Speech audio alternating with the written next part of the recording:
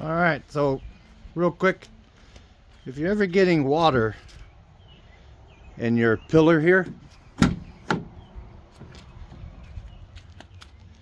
it's getting down there, it's from this, your antenna, XM antenna.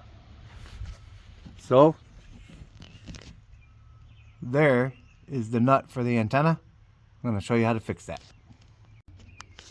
All right, I'm going to get up in here. I'm going to take this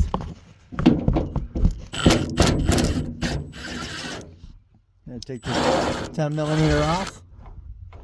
It's a 10 mil. Make sure that you got your little spider looking thing right there. A little bridge. I guess they called it a bridge. So yeah, I'm going to show you what to do.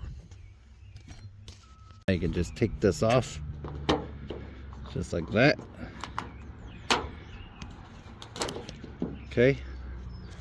Now, do you see this little covering right here? This is your problem.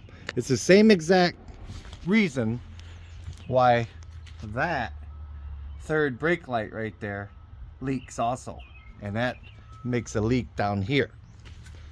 So this is very common for these I think it's 2010 through 2014 is the worst ones. Yeah, as you can see, there's a big hole. So what it does is that it travels down there, it goes all the way down here, and then it starts to drip off of your pillar here, out of those bolt holes of your pillar. Now those bolt holes there are 7 millimeter. Then you just take a Phillips and you take off your visor. I just bought this truck, so this is the reason why I'm doing this. I just noticed the other day. So, and I remembered before when I had them before I had to do this. Yeah, let me show you what to do next. Okay, now we got it. Just gonna have to get something to scrape off this old adhesive or stripping, weather stripping or something. And we're gonna put some RTV high-temp silicone in there. This is actually what Ford recommends to do, so that's how we're gonna do it. It's not as much as right here. This is okay. This is not what lets the water in. This part right here is what lets the water in. So we're gonna go ahead and clean that up a little bit.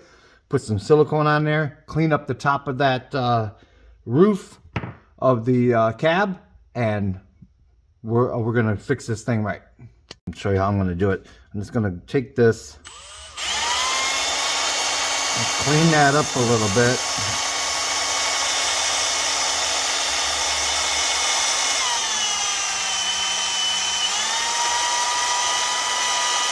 You get the drift. Alrighty, we're gonna put some of that red high temp on there. And we're gonna try to do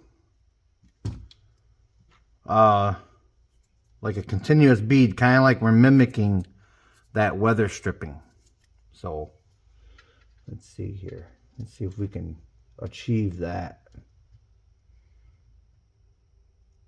Well, it's a little thick.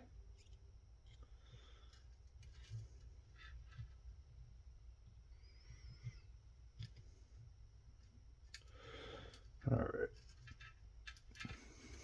I don't think that's going anywhere. It's a little thick, but that's going to save your whole floor pan, you know. Whew, that still stinks, doesn't it? All right, let's get the top of that roof, like I said, all cleaned up. I'm not going to show that part. You know how to clean a roof. And then we're going to reinstall it. Okay, now let's check this out. We have it all, there's a little bit protruding there. I gotta clean that up, but yeah, all in all, that is gonna stay nice and airtight. Now let's take care of that one. So now we're up here I'm going to go ahead and take this off.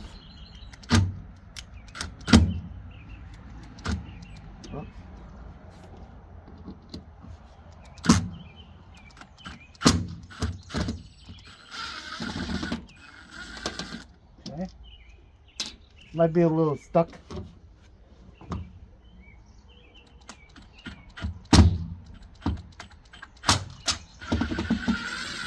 There we go. Maybe somebody's trying to see if they can just tighten that down so much. Shouldn't have been that tight. Alright, so we're going to go ahead and take this off. Alright, so the problem is on this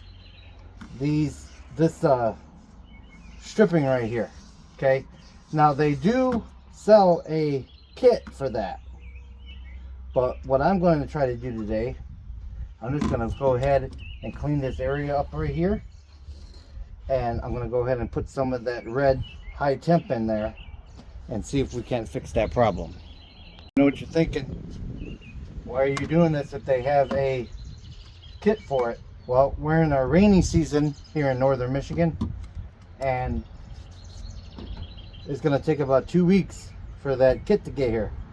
Now, if this works enough without that kit, of course, I mean, if it's going to work, if it works for that up there, then it's going to work for this here.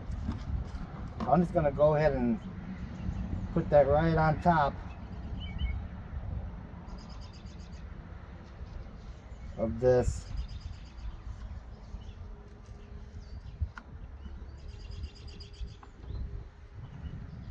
Right on top of there. This is gasket maker high temp. You can use the red or the black or the gray, it doesn't matter. I'm just going to go ahead and put that right back on there.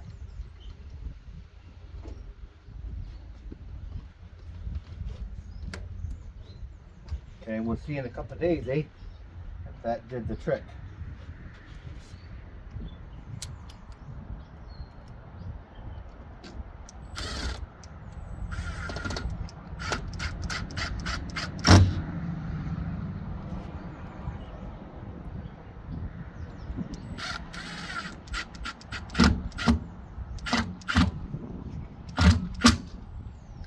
Alrighty, now I'm going to go ahead and wipe around here for excess. Alright.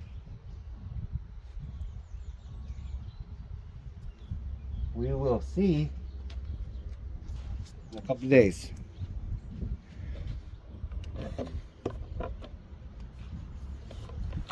I sure do appreciate everyone following along on this little project.